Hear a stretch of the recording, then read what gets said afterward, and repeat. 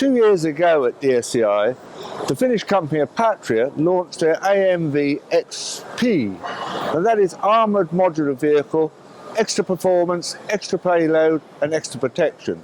Since then, development's continued, and we have one automotive test rig and 2 actual prototype pre-production vehicles, which completed over 15,000 kilometres of trials.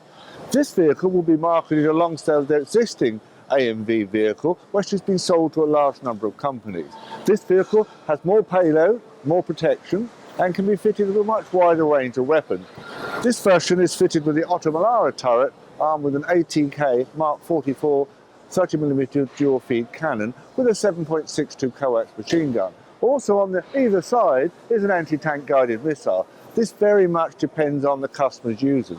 For example, it could be the Israeli Spike, it could be the Javelin, in the future it could be an MBDA missile.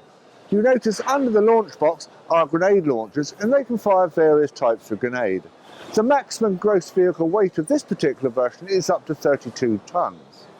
If you want an amphibious version, well, the weight is then around 28 tons, and that version is propelled in the water by 2 propellers at the rear. When compared with the early AMV, which is still being marketed, this has bigger tyres and also has a central tyre inflation system, which allows the driver to adjust the tyre pressure to suit the terrain being crossed. Also, if you look at the wheels, it's got steering on the front 2 and the rear wheel, which is very used in a confined space.